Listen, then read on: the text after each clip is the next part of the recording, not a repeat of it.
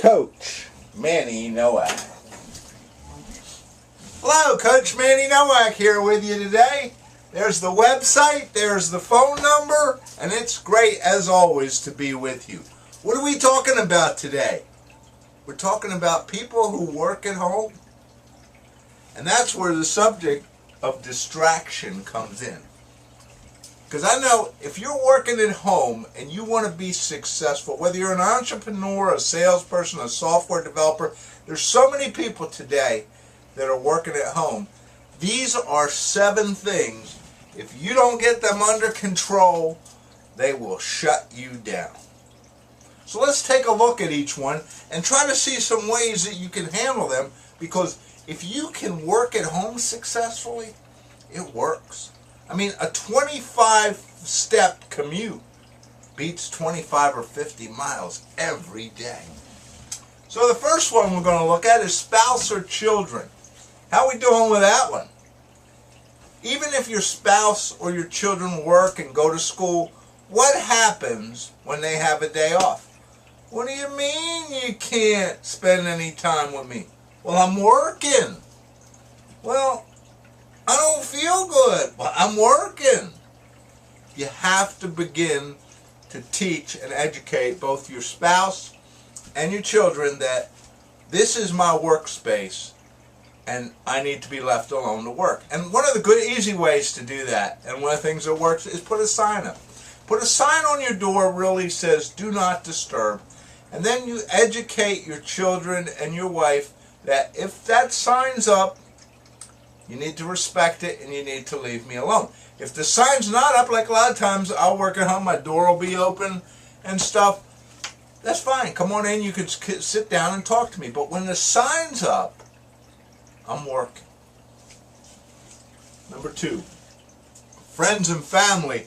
Well, they're probably worse than your spouse and your children, and a lot of times you can get into an argument, you can lose friends. You know, you're sitting in your office, you're working, in comes one of your good friends, and, "Hey, what are you doing? Come on, let's go fishing." Or, "Come on, let's go shopping." Or, "What are you doing? How about some coffee and we sit around and talk for a while?" I'm working. I guess the world thinks that when they're off, you're off. So again, education, and again, another sign or the same sign. Look, there's a sign on my door. You know, if there's nothing going on, if there's no sign up, my door's open, come on in. I got time to talk to you. I still can't do all those other things because I'm working. But the point is, if the sign's up and it says, "Don't disturb me," then don't. And these are hard things to deal with. But if you want to work at home, you have to master these. Number 3, housework. "Hey, Manny, you're home. Why don't you run the sweeper while you're home? Hey, Manny, can you clean up that kitchen this morning? Hey, Manny." No. I'm working, just like you. When I start, all that stuff, I love to do it. And you know, once you learn how to operate, you can do those things. But no, I can't do those things. Errands. "Hey, Manny, you're home. Can you run out to the store for me? Can you pick up this prescription? Can you drop this off at the post office?" No. Isn't that the key word when you're at home? You have to learn the word is no. Because when you work at home, it's no different than going in the office, but it's so much better. But if you let these things get in your way, you won't be successful. Number 5, personal chores.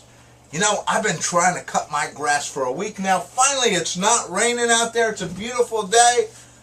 No. You know, I really need to fix this. No. And disciplining yourself is probably harder than disciplining anybody else. The point is, work at home and treat it like you're working.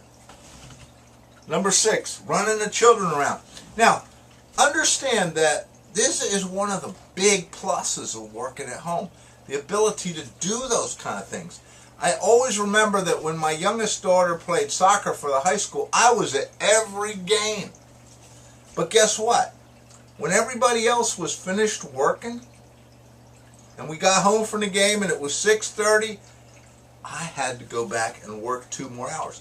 Number one, I had to understand it. And number two, my family had to understand. Because of that flexibility, I now got to work. And I always try to tell people, you know, if you're going to work 8 hours, set 8 hours in a day, put it somewhere. If you want to break it up, that's great. I mean, I like to work mornings. I like to work till about 1:30, and I'm burned out, and I take a few hours off, and then I like to work in the evening. And that's where schedule comes in, which is the final one, is define what you're going to work. I'm going to work this week 40 hours, and here's how they map into the week, okay? And then here's the things that I'm going to do in each one of those. If you have that, you have a map. You know, I do a lot of teaching in time management, and it's all about roadmaps. It's all about knowing what you want to do. And the same thing when you work at home. This is when you're going to work, and you work it, you put the sign up, people leave you alone. I have about a 90-step commute because my office is actually external from my house. But I used to work in the city. I used to work west, east, south of the city. I used to commute. Commuting was just part of life when you live when you live out here in the boondocks. Now I don't do that. You can work at home, but if you don't understand these 7 rules, and there's more, but these are if you don't get these, you won't be successful at working at home. It's Coach Manny, always trying to give you a tip to help you. Distractions, let's get them out of the way, and let's get on to being successful. Coach Manny, connect with me. There's the website, there's the phone number. Love to talk to you. Have a great day.